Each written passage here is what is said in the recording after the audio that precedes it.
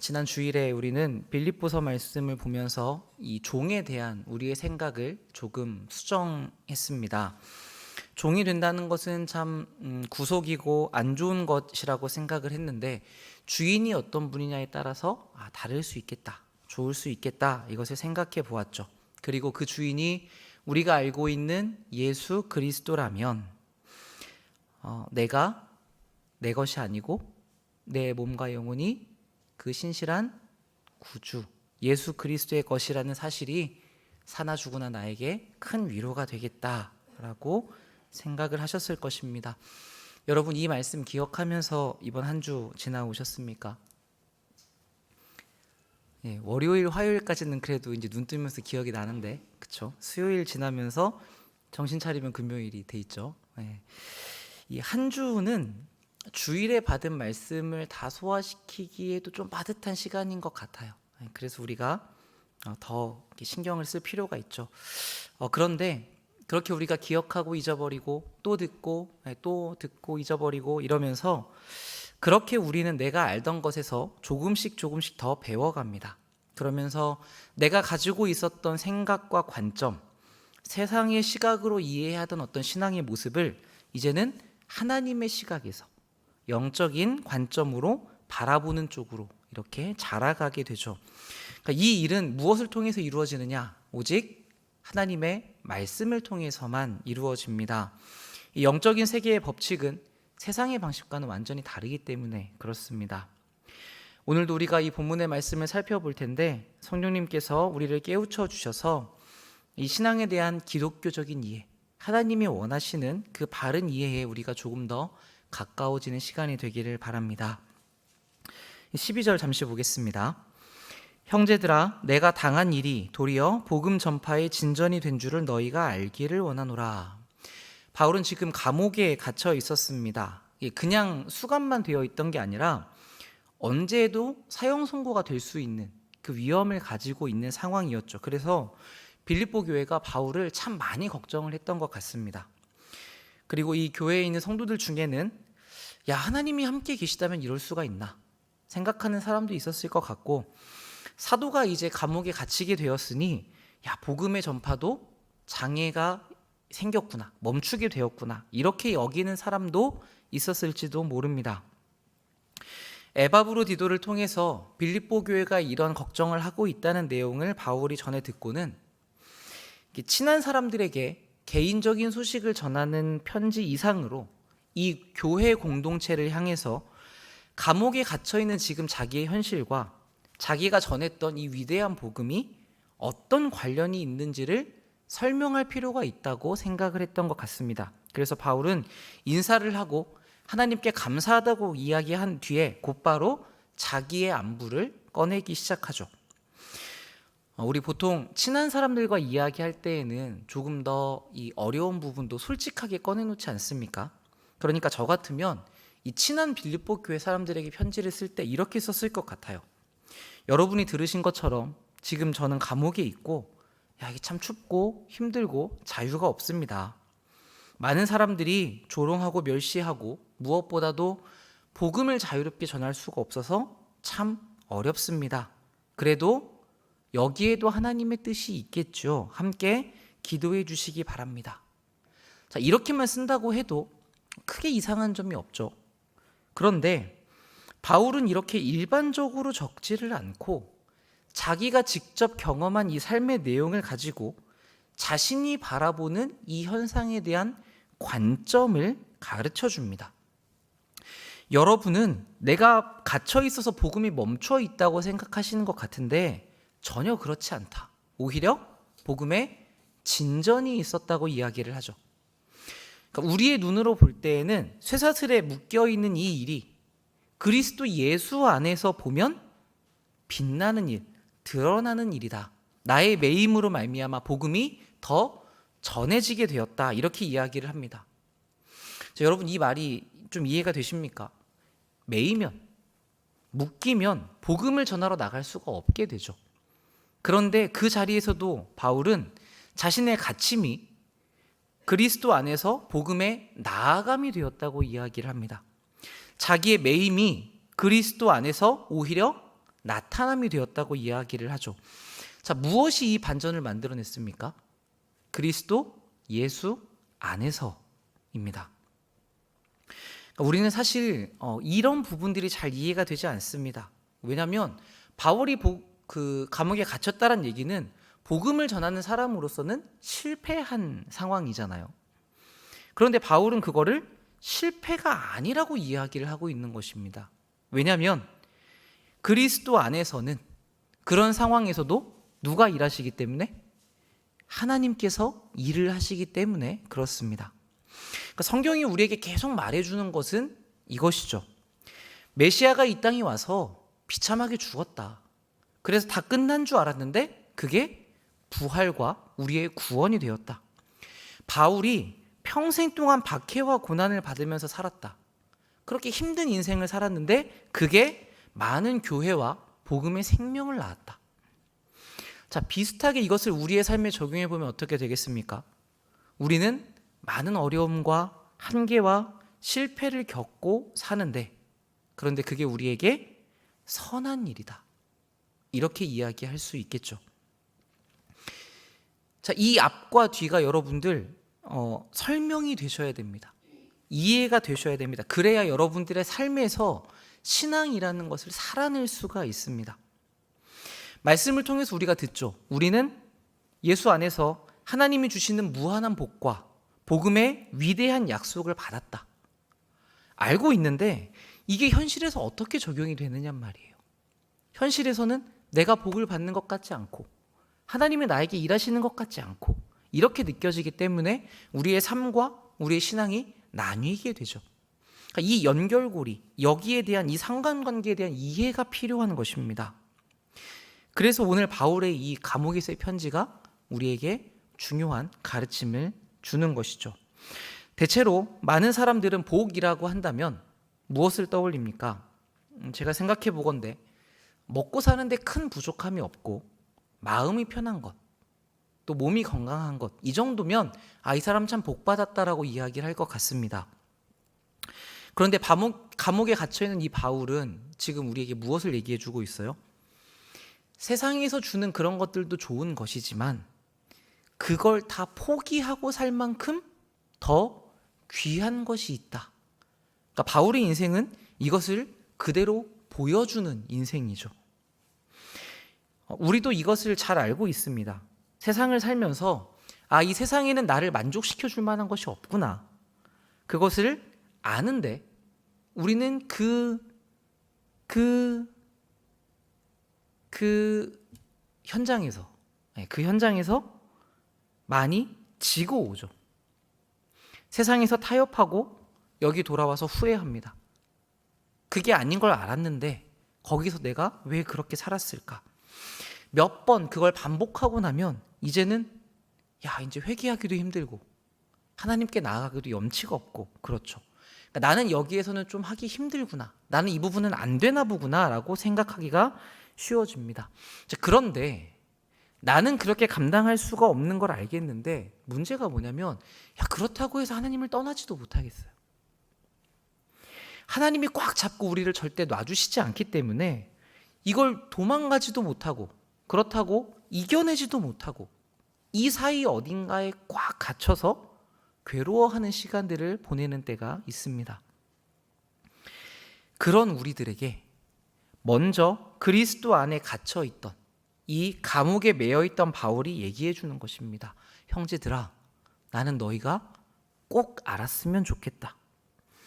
지금 내 삶을 봐라. 감옥에 붙잡히고 조롱당하고 있는 데에도 복음은 빛을 발하고 있다. 그러니 내가 못해서, 내가 부족해서, 내가 실패해서 하나님의 일이 멈추고 복음이 막힌다고 여기지 말아라. 우리의 애씀이 보잘것없고 실패하는 미약한 것이어도 어디에 있다면? 예수 안에 있다면, 그리스도 예수 안에만 있다면 그것은 다 주님께서 하시는 일이 된다. 그것은 우리의 능력과 상관없는 하나님의 일하십니다. 이렇게 이야기를 하는 것이죠. 우리를 향한 하나님의 주권적인 일하심, 이것이 여러분들의 신앙에 가장 밑바탕에 있기를 바랍니다. 왜냐하면 이 하나님이 하나님 되심을 유지하는, 하나님께서 하나님으로서 계시는 것을 유지하는데 가장 중요한 행동이 우리에게 은혜를 베풀고 복 주는 일을 멈추지 않으시는 것이기 때문에 그렇습니다. 자, 이어지는 말씀에서도 그게 드러나죠. 우리 16절을 보겠습니다. 이들은 내가 복음을 변증하기 위하여 세우심을 받은 줄 알고 사랑으로 하나 그들은 나의 매임에 괴로움을 더하게 할 줄로 생각하여 순수하지 못하게 다툼으로 그리스도를 전파하느니라. 그러면 무엇이냐? 거칠애로 하나 참으로 하나 무슨 방도로 하든지 전파되는 것은 그리스도니 이로써 나는 기뻐하고 또한 기뻐하리라. 자, 이 복음의 진전이 어떻게 드러나고 있는지를 조금 더 자세히 설명을 합니다. 바울이 감옥에 잡혀가자 여러 사람들이 갑자기 막 이 복음의 내용을 전하기 시작을 했습니다. 누구는 바울이 갇혔으니까 내가 더 열심히 전도해야겠다 라고 한 사람도 있을 거고, 누구는 질투심에 타올라서 내가 더 많은 사람을 전도해야지 라고 하는 사람도 있었을 것이고, 누구는 논쟁하려고 바울의 저 복음은 틀린 거다 라는 걸 증명하기 위해서 복음을 꺼내 놓기도 했던 것 같은데, 결국 이 모든 일이 다 복음을 더 퍼지게 만들었다고 이야기를 하죠. 그래서 바울은 감옥 안에서도 기뻐하고 기뻐한다고 이야기를 하고 있습니다. 자, 여러분, 이 말씀에 대해서 여러분은 어떻게 생각하십니까? 순수하지 않은 동기로 가식적으로 전도하는 게 여러분들의 눈에 빤히 보이는데, 자기가 더 높아지려고 하는 게 다 눈에 보이는 채로 전도를 하고 있는데, 여러분 그거 보면서 난 기뻐한다라고 이야기하실 수 있으십니까? 그래, 저렇게라도 해야지 이렇게 용납하는 경우는 저도 본 것 같은데, 저렇게라도 예수님이 전해지면 기쁜 일이지라고 이야기하시는 분은 많이 못 본 것 같아요. 그런데도 바울은 그런 걸 보면서, 그러니까 이 거칠애라는 말이 뭐냐면 이게 그 외식 같은 거거든요. 속은 안 그렇지만 겉으로 하는 거. 그러니까 거짓말로 복음을 전한다는 얘기인데, 그것마저도 예수님이 전해지면 나는 기뻐한다라고 이야기를 하고 있는 것이죠. 그러니까 바울은 하나님은 거기에 속지 않으시니까, 그 마음 없는 것에 하나님이 속는 분이 아니시기 때문에 그렇게 해서 결국 복음으로 인한 열매가 맺힌다면 나는 그것도 기쁘다라고 이야기를 한 것 같습니다. 그러니까 여기서 우리가 뭘 볼 수 있냐면, 바울이 그만큼 하나님의 일하심을 크고 넓게 생각한다는 것이에요. 우리는 그렇게 전도하면 안 돼, 그렇게 전도하면 틀려 라고 이야기를 하지만, 하나님은 그 틀린 것까지도 사용을 하신다는 것이죠. 여기에 대한 우리의 이해가 필요합니다. 간혹 성도님들과 이 삶을 나누다 보면 이것과 좀 비슷한 케이스를 듣게 되는 경우가 있습니다. 집안에 가족으로 맞아들이게 된 분이 있는 거예요. 결혼을 통해서건 뭐 어떤 루트를 통해서건. 그런데 그분의 어떤 성격, 성향 때문에 온 가족이 힘들어지는 일을 겪는 것이죠. 그런데 참 신기하게도 그 모두가 싫어하는 그분을 통해서 온 가족이 예수를 알고 믿게 되는 경우가 있습니다. 이런 것을 보면 진짜 하나님은 어떻게 일하시는지를 알 수가 없다, 우리가 이런 얘기를 하게 되죠. 그러니까 하나님께서 어떻게 일하시는지 사실 우리가 재단할 수 없기 때문에, 여러분 무언가를 보실 때 저 사역이 진짜냐 가짜냐 이런 거에 너무 목숨 걸지 않으셔도 괜찮은 것 같습니다. 정말 저게 너무 걱정된다라고 생각이 되시면 그 목회자에게 이야기를 하셔서 그거를 정리할 수 있는 역할을 하는 분에게 맡겨주시고, 우리들은 내 자리에서 내가 은혜 받고 내 신앙에 충실하기 위해서 노력하는 게 필요합니다. 어떤 일이 터지게 되면 왜 그 사람 그거 안 했대, 이 책임져야 되는 사람을 비난하지 마시고, 그때에도 내 교회에서 나에게 맡겨진 책임을 여러분들이 다 하시면 좋겠습니다. 왜냐하면 하나님은 우리에게 나에게 맡겨진 것을 물어보시기 때문에 그래요. 나를 넘어서는 영역에서는 예수 안에서 이 하나님의 일하심이 있습니다. 그리고 이 하나님의 일하심이 우리 눈에 보이지 않더라도 그게 결국 선한 결과를 만들어냅니다.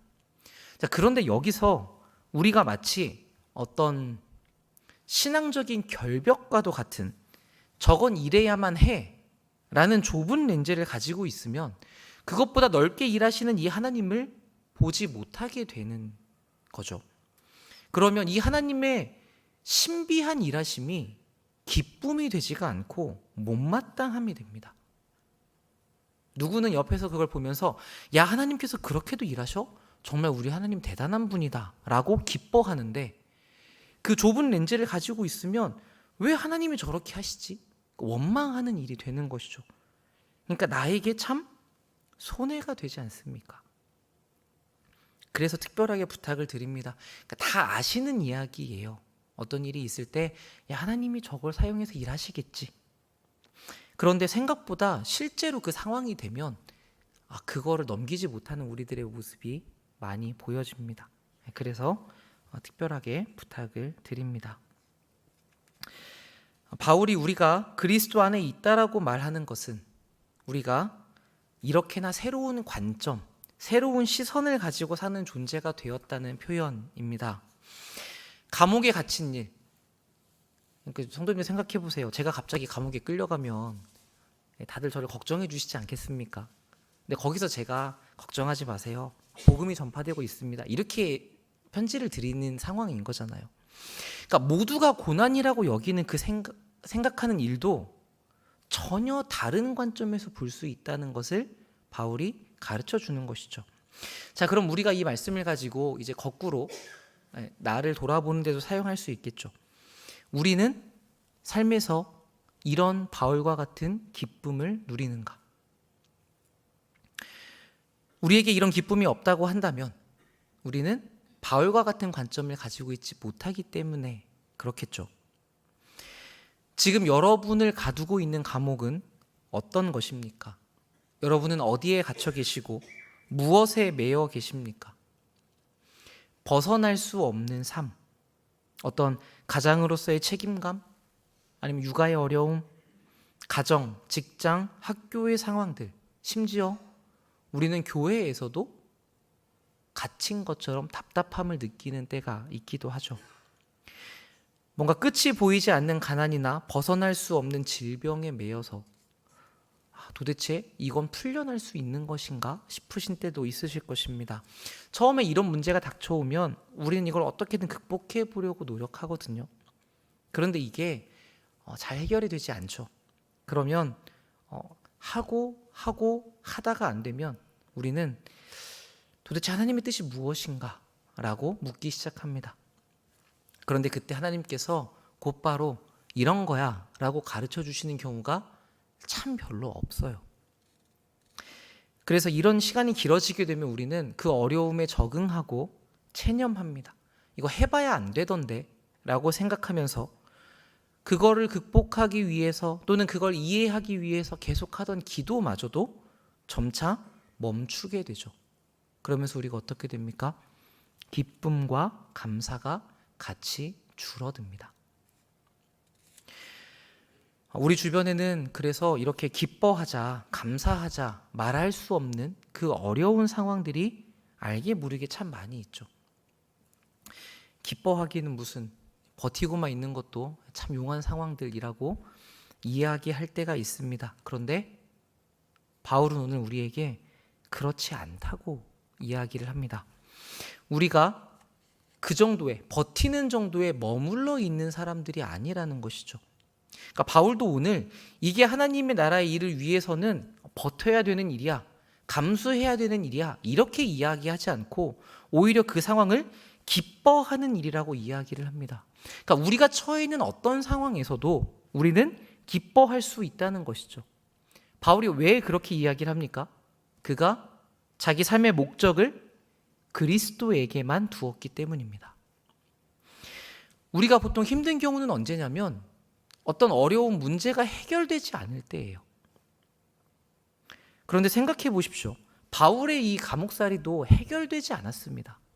바울이 내가 풀려나서 감사하다고 이야기하지 않았죠. 자, 우리는 고난 중에 하나님의 뜻과 계획을 모르겠어서 답답할 때가 많습니다. 그런데 생각해보면 바울도 여기서 내가 왜 갇혔는지 하나님의 뜻을 알게 되어서 기쁘다고 이야기하지 않습니다.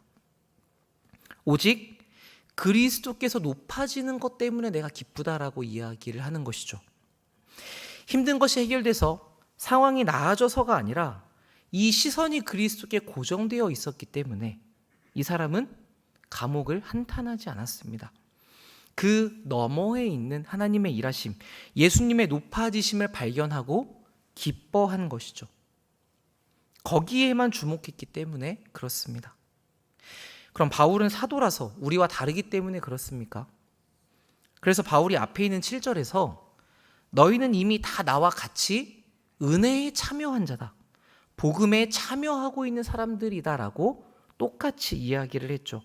그러니까 모든 그리스도인들은 예수님의 높아짐을 기뻐하는 사람들입니다. 선한 주인의 영광은 곧 종의 명예와 같습니다. 그래서 예수님의 높아지심은 우리의 기쁨이 맞습니다. 그런데 우리가 다른 것에 너무나 집중한 나머지 이 기쁨을 놓치고 사는 것이죠. 그래서 바울이 너희가 지금 보고 있는 거 그렇지 않아, 오해하지 말고 바르게 알았으면 좋겠다라고 우리를 바로 잡아주는 것입니다. 이 감옥이 복음의 진전이다. 여러분이 갇혀있는 그 상황이 하나님이 일하시는 공간이다 라는 것을 여러분이 분명히 알고 나와 같이 기뻐하자고 요청하고 있는 것이죠. 대부분의 경우에 우리는 삶에 벌어지는 어떤 일을 다룰 수 있는 능력이 별로 없습니다. 할 수 있는 최선을 다해보지만 가족을 바꿀 수도 없고 애정이 식어버린 사람의 마음을 돌이키기도 참 어렵고 어떤 경기의 불황이나 갑작스러운 사고 이런 것들은 우리 힘으로 어떻게 할 수 있는 일이 아니죠. 그렇지만 우리는 그 벌어진 상황에서 우리가 어떤 자세와 태도를 취할 것인지는 선택할 수 있습니다. 우리의 시선을 자기 연민과 환경에 대한 불평으로 둘 것인가, 아니면 우리의 주인이신 예수 그리스도께로 향할 것인가. 이 선택은 자유를 가지고 있는 우리 그리스도인들만이 할 수 있는 선택입니다. 여기서 바울은 후자를 선택을 했죠. 그런데 제가 보기로는 바울도 처음부터 그랬던 건 아니었던 것 같아요. 전 이 사실이 우리에게 위로가 된다고 생각을 하는데, 나중에 빌립보서 3장을 보시면 이 바울의 과거의 모습에 대한 고백이 등장을 합니다. 여러분이 잘 아시는 것처럼 이 이스라엘의 최고의 엘리트였죠. 열심으로는 교회를 쫓아다니면서 핍박할 정도로, 또 흠이 없기로는 율법을 다 지킨다고 이야기할 정도로 완벽한 사람이었습니다. 그러니까 우리처럼 뭔가 더 잘해보겠다고 더 열심을 내었던 사람이었죠. 그런데 이 사람이 예수 그리스도를 만나자 자기가 가지고 있던 그 모든 것들이 더 이상 좋은 것으로 여겨지지 않는다고 이야기를 했습니다. 저는 처음 이 부분을 보면서 이 예수님이 너무나 좋은 것이기 때문에 그것보다 좀 못한 것들을 다 버려야겠다, 이런 식으로 생각을 했는데, 나중에 보니까 그런 게 아니라 그리스도를 만나고 나니까 내가 좋다고 여겼던 것들이 너무나 쓸모없는 것이라고 여겨져 버린 것입니다. 그러니까 이 바울에게는 예수 그리스도가 그렇게 중요한 것이 되어버린 것이죠. 이게 그리스도를 만난 사람의 공통된 고백입니다. 세상과 자신을 이해하는 관점이, 내가 내 인생에 가치를 두는 내용이 달라지죠. 여러분은 이 그리스도를 인격적으로 만나셨습니까? 교회를 핍박하던 이 바울은 예수님을 만나고 완전히 바뀌게 됩니다. 우리도 이 예수님을 더 인격적으로 만나기를 원합니다. 건네 듣는 것이 아니라 정말 우리가 지금 이렇게 마주보고 이야기하는 것처럼 말이죠.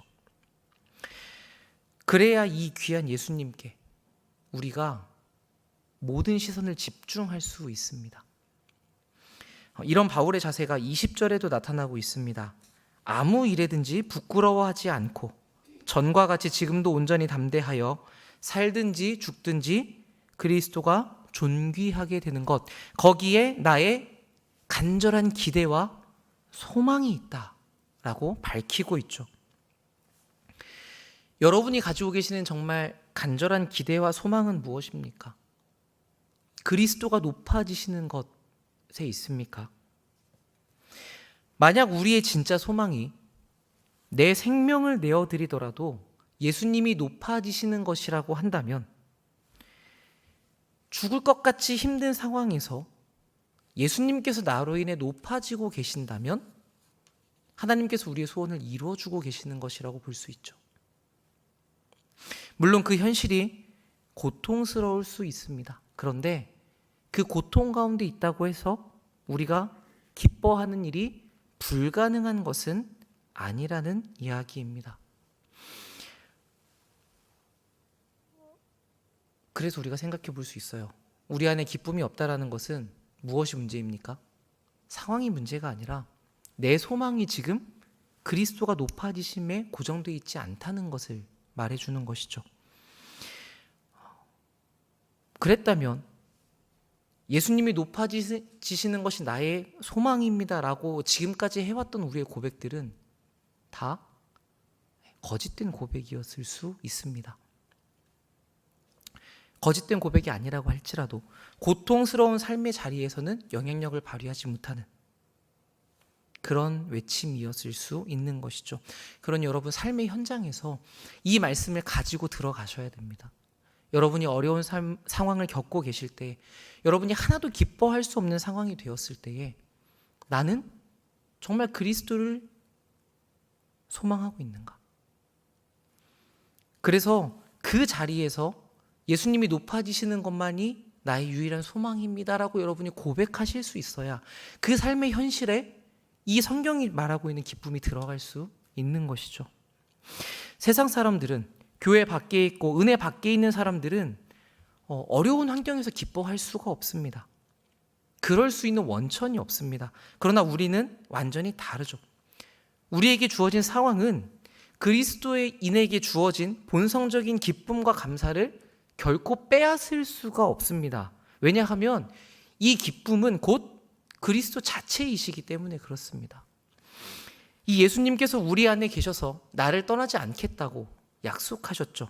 그러니까 이 기쁨은 빼앗길 수 없는 기쁨으로 우리 안에 있습니다. 단지 우리가 이 부분을 바라보지 않으면, 다른 것을 중요하게 여기면 내가 받았으면서도 이 기쁨과 감사를 누리지 못하고 놓치게 되는 것이죠. 그러니 여러분, 내가 처한 이 상황에서 어떻게 기뻐할 수 있는가? 또는 지금 내가 있는 이 자리에서 내가 잘하는 게 없는데 도대체 예수께서 어떻게 높임을 받으실 수 있는가? 이런 생각들로 하나님의 넓고 크신 일하심을 제한하지 않으셨으면 좋겠습니다. 우리 중에 누가 감옥에 갇히는 일이 복음의 진전이라고 생각할 수 있었겠습니까? 본능적으로 우리는 감옥에서 벗어나야죠. 그 쇠창살이 열리고 나와야 하나님이 영광 받으신다고 생각을 하죠.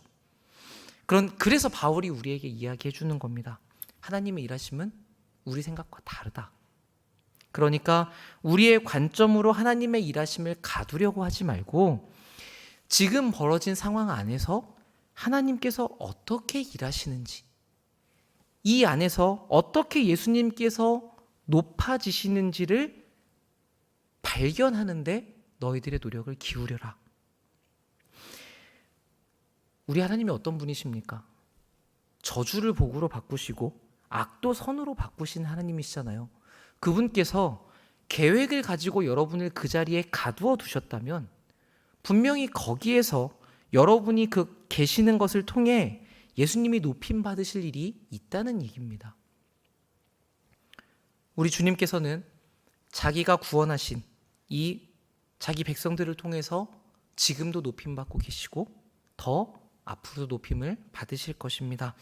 그러니 우리가 집중해야 될 관점은 딱 여기 한 가지입니다. 하나님께서 나를 두신 이 상황에서 과연 어떻게 일하고 계시는가? 예수님께서 나를 통하여 어떻게 높아지고 계시는가? 여기에 우리의 모든 초점이 맞추어져 있다면 우리는 분명 그 자리에서 하나님의 일하심을 발견하게 될 것이고 그리스도의 높아지심으로 말미암아 기뻐할 수 있게 될 것입니다. 살든지 죽든지 그리스도가 존귀하게 되는 것을 기뻐하는 삶, 그 무엇도 빼앗을 수 없는 이 참된 기쁨을 누리는 복된 성도의 삶을 여러분들이 꼭 붙드시기를 바랍니다. 제가 기도하겠습니다.